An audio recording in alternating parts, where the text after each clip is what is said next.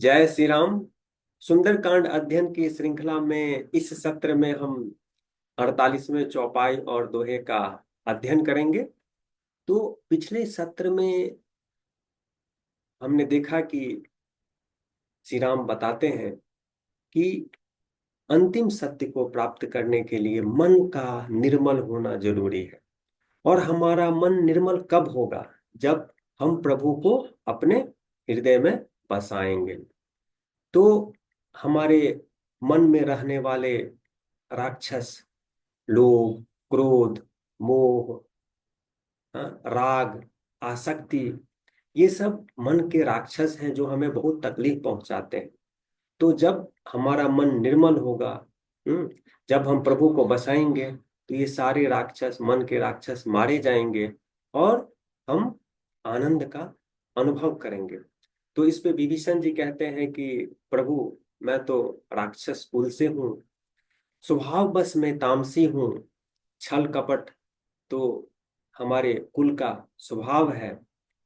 तो इस पे श्री राम जी क्या कहते हैं, कैसे इस बात को अ, प्रति उत्तरित करते हैं, ये इस चौपाई का विषय है। तो पहले हम इस चौपाई का पाठ करेंगे, फिर इसके अर्थ और भाव को समझने की कोशिश करेंगे।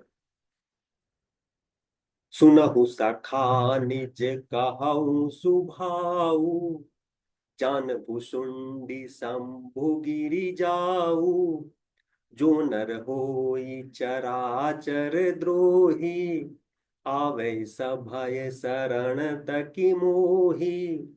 तजि मद मोह कपट छल नाना, करऊँ सद्य तेहि साधु समाना। जननी जनक बंधु सुत दारा, तनु धनु भवन सुहृद परिवारा। सब कई ममता ताग बटोरी, मम पद मनहि बांध बड़ी डोरी। समदर्शी इच्छा कछु नाही, हर्ष शोक भय नहीं मन माही। अस सज्जन मम उर बस कैसे, लोभी हृदय बसई धनु जैसे। तुम सारीखे संत प्रिय मोरे, धरऊं देह नहीं आन निहोरे। तो प्रभु कहते हैं कि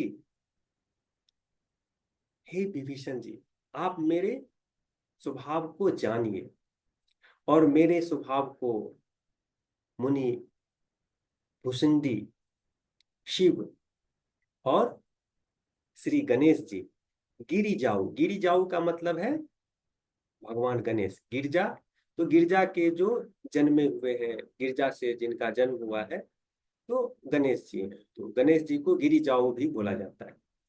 तो बोलते हैं कि विभीषण जी, आप मेरे स्वभाव को समझिए। मेरे स्वभाव को भुसुंडी, मुनि भुसुंडी, शिव और गणेश बहुत अच्छे तरीके से जानते हैं। कोई व्यक्ति पूरे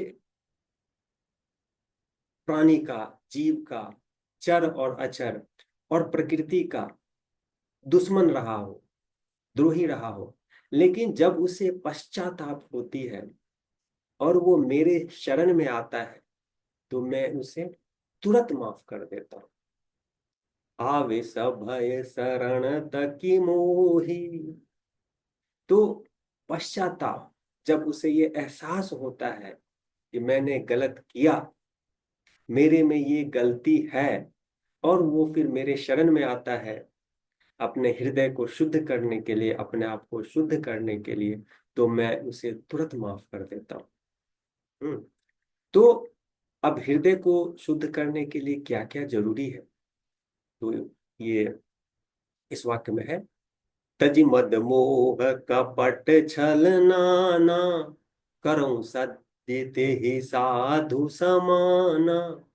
और जब उसे इस चीज का पश्चाताप होता है कि वो जीव और निर्जीव के साथ गलत कर रहा था, और मद, मद मीन्स क्या हुआ, अहंकार, हाँ? जिद और कपट, छल, आसक्ति, हाँ? मतलब मोह, इन सब को त्याग देता है, इन सब को त्यागता है, तो मैं उसे साधु की तरह ट्रीट करता हूँ, मेरे लिए वो साधु हो जाता है।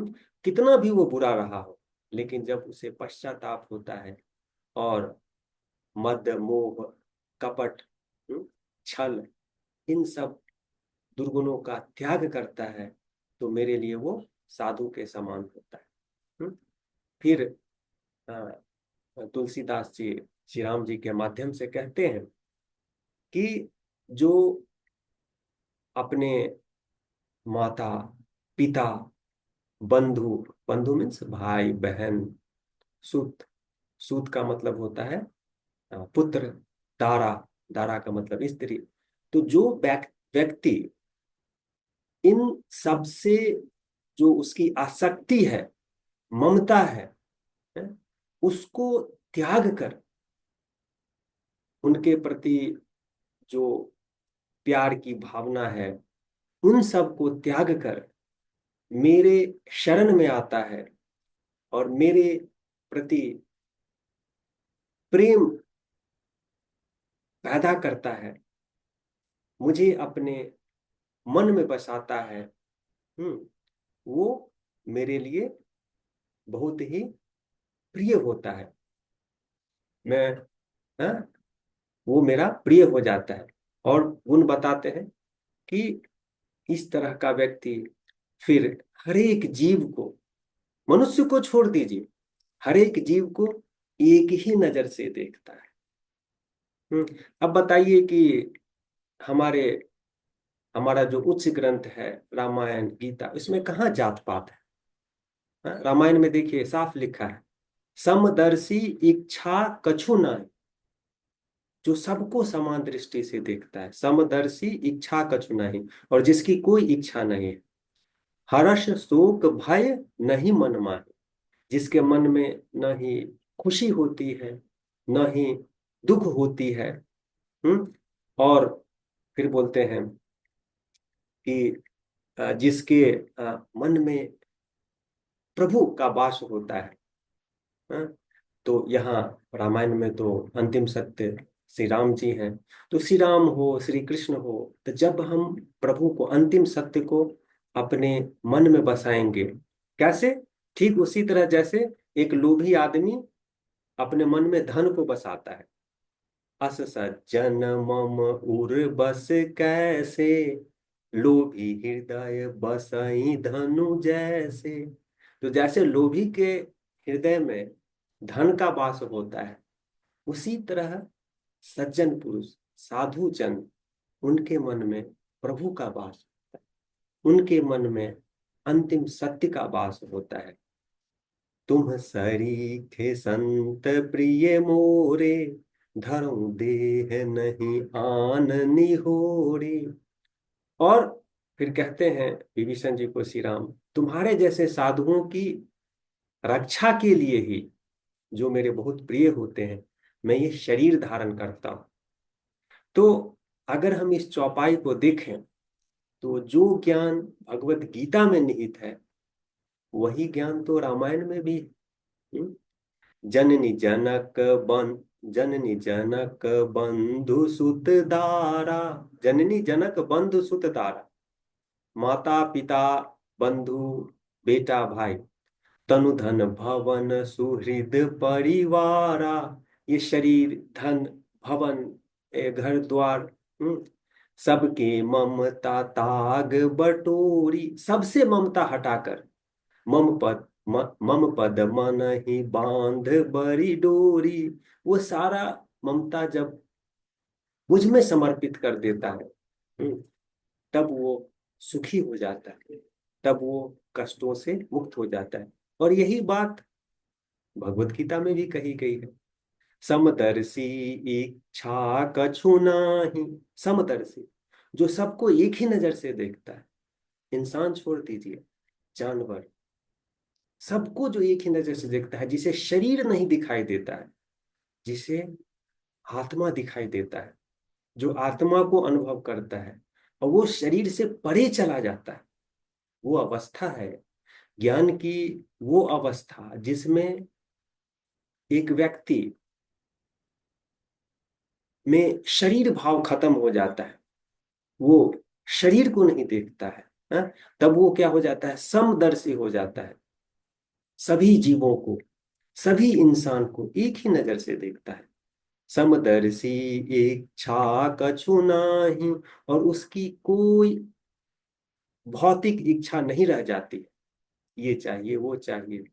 हर्ष शोक भय नहीं मन माही, उसके मन में ना ही हर्ष होता है, हर्ष मीन्स खुशी, और ना ही दुख होता है, शोक होता है। क्या है, ये सब टेम्पररी है, ये सब अस्थायी है, क्षणिक है। और ये सारी बात गीता में निहित है, ये सारी बात गीता में निहित है। तो रामायण और गीता में जब मैं रामायण का अध्ययन कर रहा हूँ तो बहुत समानता पा रहा हूँ, और गीता का बहुत सारा ज्ञान रामायण में निहित है, और खास करके सुंदरकांड में। तो जो गीता पढ़ने का फल है, वही फल हमें रामायण पढ़ने से भी मिलेगा। और खास करके सुंदरकांड, सुंदरकांड का अध्ययन बहुत ही पुण्यदायी है, बहुत ही लाभप्रद है। तो अब हम दोहे का पाठ करते हैं। सगुन उपासक परहिता, निरत नीत दृढ़ नेम, ते नर प्राण समान मम, जिन्ह द्विज पद प्रेम। तो श्री राम जी कहते हैं सगुन उपासक। तो दो तरह के उपासक होते हैं, एक निर्गुण, मतलब जिनका कोई आकार नहीं है, जिनका कोई रूप नहीं, और सगुण, जिनका आकार है, जिनका रूप है, जैसे श्री राम हो गए, श्री कृष्ण हो गए। तो ये लोग क्या है, सगुण ब्रह्म है। तो सगुण उपासक परहित, जो सगुण ब्रह्म की उपासना करता है, जो श्री राम की उपासना करता है, जो श्री कृष्ण की उपासना करता है, अब परहित निरत, और दूसरे के कल्याण में लगा रहता है, और क्या, नीति दृढ़ नेम, और जो डिसिप्लिन, जो नियम का पालन करता है, जो नैतिक मूल्यों को महत्व देता है और नीति के अनुसार चलता है, ते नर प्राण समान मम, उनका वो जो है, उनका जो प्राण है, हम्म, वो श्री राम जी कह रहे हैं मेरे प्राण के समान है। मैं उनके प्राण की रक्षा अपने प्राण की तरह करता हूँ। ते नर प्राण समान मम, जिनके द्विज पद प्रेम। तो द्विज का शाब्दिक अर्थ ब्राह्मण होता है, ओके, जिनका 2 बार जन्म हुआ हो। लेकिन यहाँ द्विज से तात्पर्य है ब्रह्म। तो जब हमें ब्रह्म से प्रेम हो जाएगा, जब हमें अंतिम सत्य से प्रेम हो जाएगा, ठीक, जब हम श्री राम के प्रति समर्पण भाव और प्रेम भाव, हाँ, जगाएंगे अपने आप में, तो हम उन्हीं में विलीन हो जाएंगे। उनके प्राण और हमारे प्राण में फिर कोई फर्क नहीं रह जाएगा। क्यों? क्योंकि जो इस भाव को अपनाता है, श्री राम जी कहते हैं उसके प्राण की रक्षा मैं अपने प्राण की तरह करता हूं। तो ये इस चौपाई में बहुत ही दिव्य ज्ञान निहित है, जो भगवत गीता में कई श्लोकों में व्यक्त किया गया है, वो रामायण के इस एक चौपाई में व्यक्त किया गया है। इस यू नो इस दृष्टि से ये चौपाई बहुत ही ज्ञानवर्धक और पुण्यदायी है। तो इस तरह से हम आज के सत्र का अंत करते हैं। अगले सत्र में हम चौपाई 49 का अध्ययन करेंगे। तब तक के लिए धन्यवाद।